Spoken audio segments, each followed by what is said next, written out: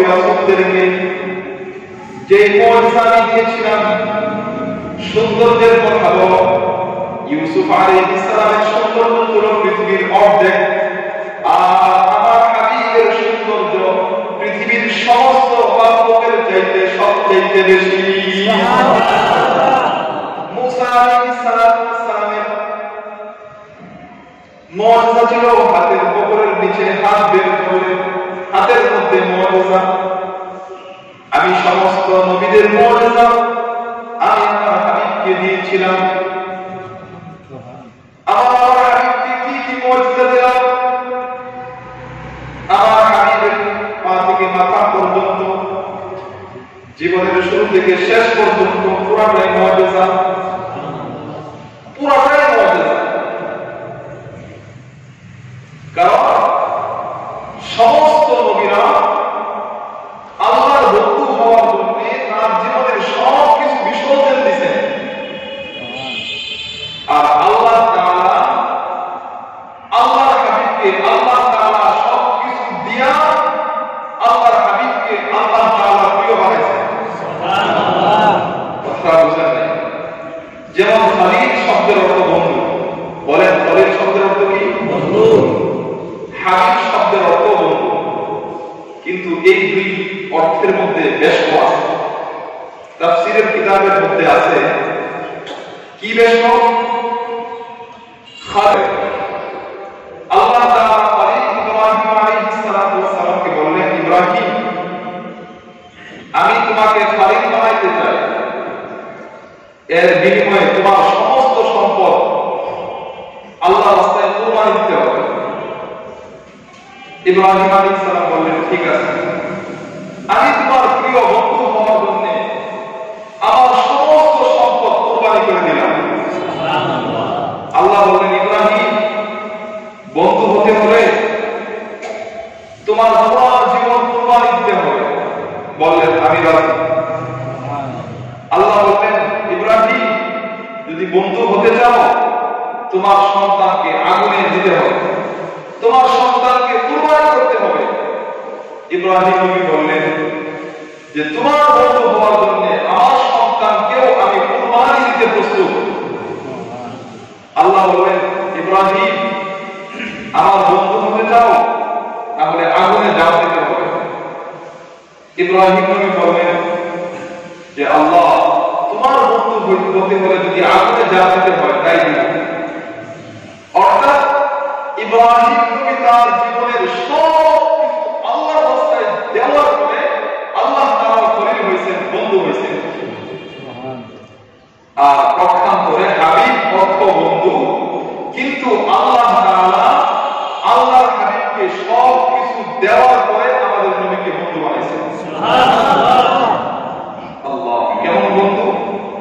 আল্লাহ তাআলা বলেন, ওয়ালা সাউফা ইউতিকা রাব্বুকা ফাতারদা, ওয়ালা সাউফা ইউতিকা,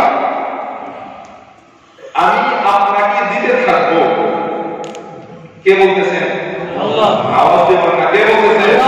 আল্লাহ তাআলা বলতেছেন, ওয়ালা সাউফা ইউতিকা, আমি আপনাকে দিতে থাকবো। কোন পর্যন্ত? যেই পর্যন্ত আপনার দিল সন্তুষ্ট না হয়। ইব্রাহিম আলাইহিস সালাম জীবনে সবকিছু দিয়ে দিয়েছেন, আর আল্লাহ তাআলা আল্লাহর হাবিবকে সবকিছু দিয়ে দিয়েছেন এবং বলতেছেন আপনাকে দিতে থাকবো। কোন পর্যন্ত? যেই পর্যন্ত আপনি সন্তুষ্ট হন। সুবহানাল্লাহ। আল্লাহ ইউতিকা, এখানে কাফ জবরকা, আরবিতে বলা হয় জমি।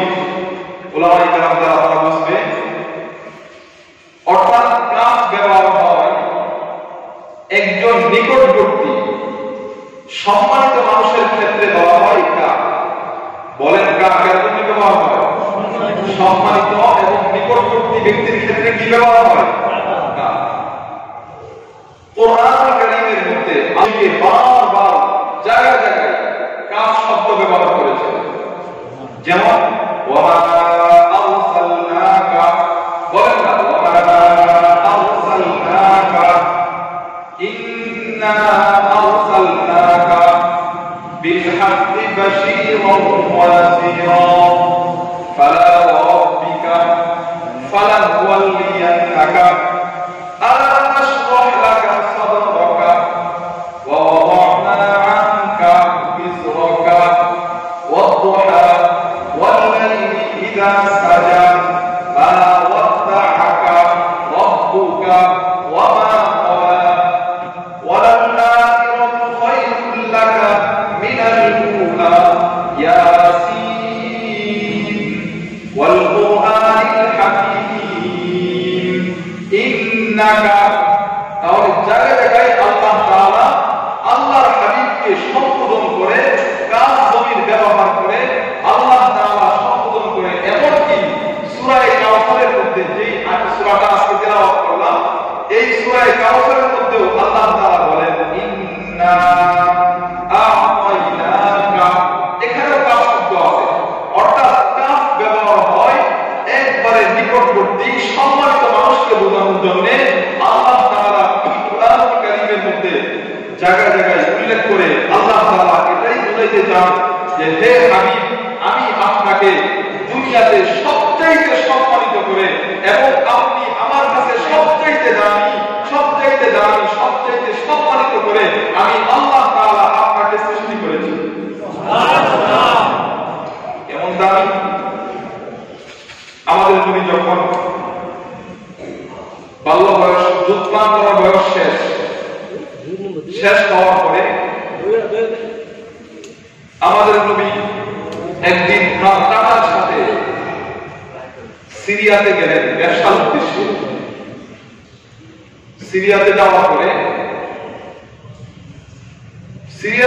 পরে আমার হাবিবকে একজন নওয়াজের একজন বড় পাত্রী দেখার পরে বলতেছে, হে আবু তালিব, তোমার সাথে যে মাসুম সন্তান, এই সন্তানটাকে?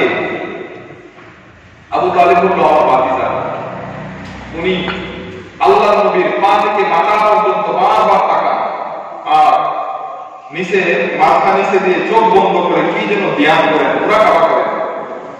চাচা বলতেছে, হে তাওরাতের আলেম, ইহুদিদের বড় আলেম, আপনি এমন করতেছেন কেন? তাওরাতের বড় আলেম বলতেছে, আপনার নাম কি? আমার নাম আবু তালেব। এই সন্তানের নাম কি? মুহাম্মদ। এই সন্তানের বাবার নাম কি? আব্দুল্লাহ। মার নাম কি? আমেনা। উনি বলতেছেন, তাওরাত কিতাবের মধ্যে এই ছেলের পুরো বর্ণনা আল্লাহ তাআলা আসমানী কিতাবের মধ্যে যে বর্ণনা করেছেন ওই সমস্ত বর্ণনার সাথে আর ওই বাচ্চার সাথে আমি মিল পাইতেছি। শুধু তাই নয়, তাওরাতের এক বড় আলেম নবীজি যেদিন জন্ম নিলেন সেদিন আসার পরে সে কুরাইশ বংশের মধ্যে আলাপ করতেছে, আজকে তোমাদের এই গ্রামের মধ্যে কি কোনো সন্তান জন্ম নিয়েছে? একটা এলান করতেছে, এলান দেওয়ার পরে বলতেছে, হ্যাঁ। সন্তান কি আমাকে দেখাইবা? ওই পাশ দেখে দেখানোর জন্য নিয়ে গেছে। যাওয়ার পরে এই পাশটি আল্লাহ নবীর চেহারা দেখার সাথে সাথে অজ্ঞান হয়ে জমিনে পড়ে গেছে। কেন অজ্ঞান হলো? ইতিহাসের কিতাবের মধ্যে লেখে, তাওরাতের একজন বড় আলেম ইহুদি সে যখন তাওরাতের কিতাবের মধ্যে দেখলো যে আখিরি